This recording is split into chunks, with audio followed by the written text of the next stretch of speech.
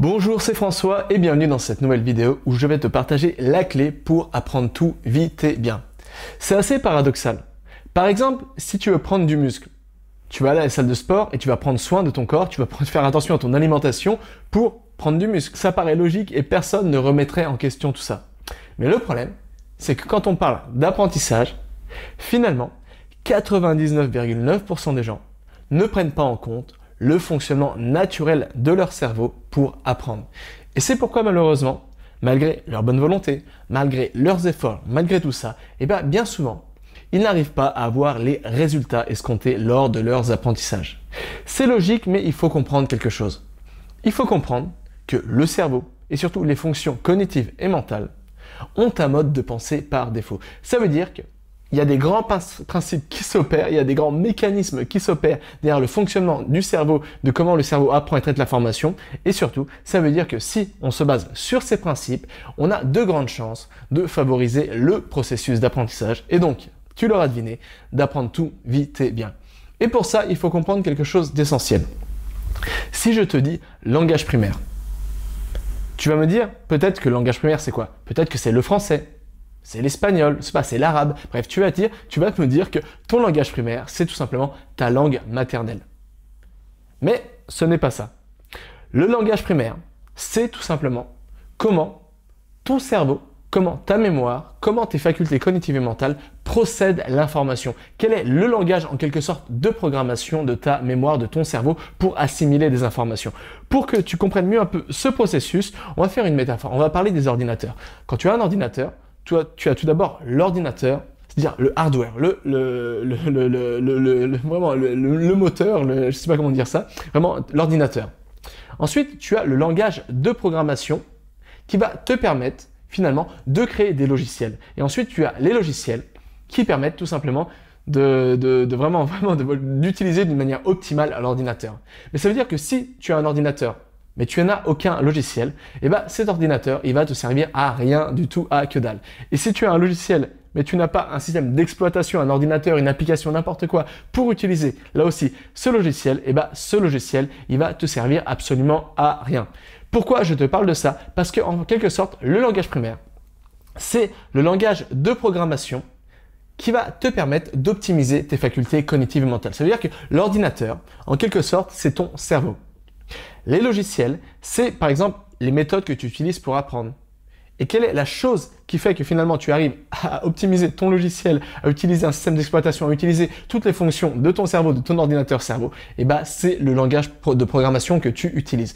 Et le langage de programmation du cerveau, c'est tout simplement ce qui s'appelle plus communément le langage primaire. Alors c'est quoi le langage primaire? Il faut comprendre que notre cerveau a évolué il y a des milliers et des milliers d'années, à une époque où le contexte de vie était totalement différent du contexte de vie qu'on a aujourd'hui. Et c'est pourquoi les facultés qu'on a aujourd'hui sont encore calquées sur les besoins qu'on avait à l'époque. À l'époque, on était des cueilleurs et des chasseurs. C'est-à-dire qu'à l'époque, on vivait dans un monde naturel où il est important pour nous, par exemple, de se baser sur la vue pour pouvoir observer, pouvoir reconnaître un prédateur plutôt et pouvoir reconnaître nos amis de nos ennemis. Il était important à l'époque de pouvoir vraiment se baser sur l'odorat et le goût. Pourquoi? Parce que c'était important de savoir quels étaient les aliments comestibles, au contraire, quels étaient les aliments dangereux. Et c'est à cause ou grâce à ce contexte de vie qu'aujourd'hui, c'est pourquoi aujourd'hui, finalement, notre langage primaire, la façon dont notre cerveau fonctionne est directement calquée sur les besoins qu'on avait à l'époque. Et c'est pourquoi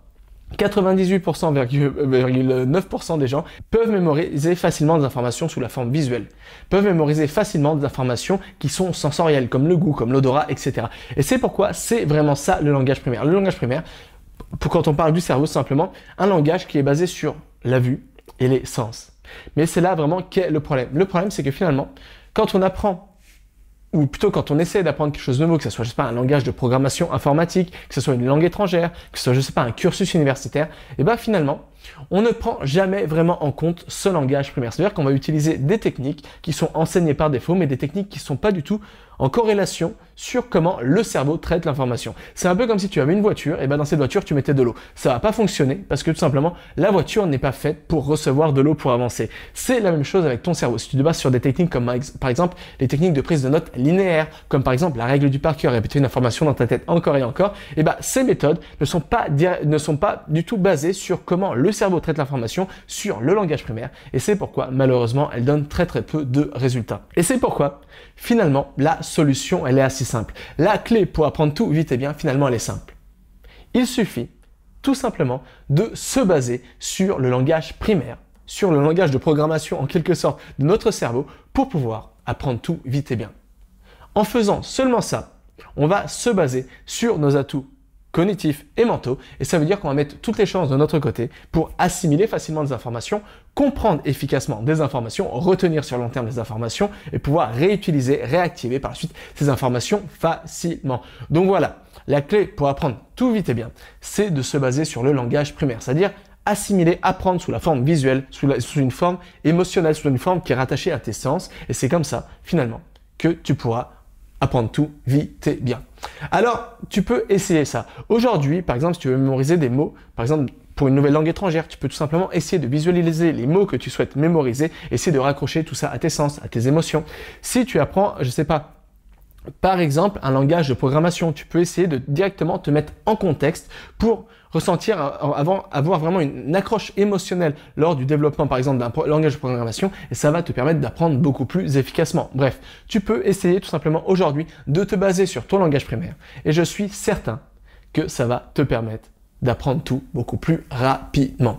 Alors peut-être que tu te poses des questions, peut-être que tu te dis finalement comment je peux faire pour, je sais pas, raccrocher un truc qui est complètement artificiel, comme par exemple un langage de programmation, tu sais, tu as des points d'interrogation, enfin c'est assez compliqué. Comment je peux faire ça pour attacher tout ça à une information visuelle ou à mes sens? Peut-être que tu te dis finalement quelle est la meilleure technique de prise de notes pour pouvoir justement se baser sur le langage primaire et pouvoir prendre des notes rapides et efficaces. Quelle est la meilleure façon de lecture pour lire efficacement, une façon qui est basée sur le langage primaire et qui me permettra de mémoriser ce que je lis, retenir ce que je lis et de comprendre ce que je lis beaucoup plus efficacement. Ça serait beaucoup trop difficile de tout expliquer à travers une vidéo YouTube. C'est pourquoi je t'ai préparé un enregistrement et c'est disponible gratuitement. Il te suffit de cliquer dans le premier lien sous cette vidéo où justement je réponds à toutes ces questions et à bien d'autres. Donc voilà, je te laisse le temps de prendre connaissance de tout ça et jusqu'à là, n'oublie pas, tout est possible avec cet apprendre.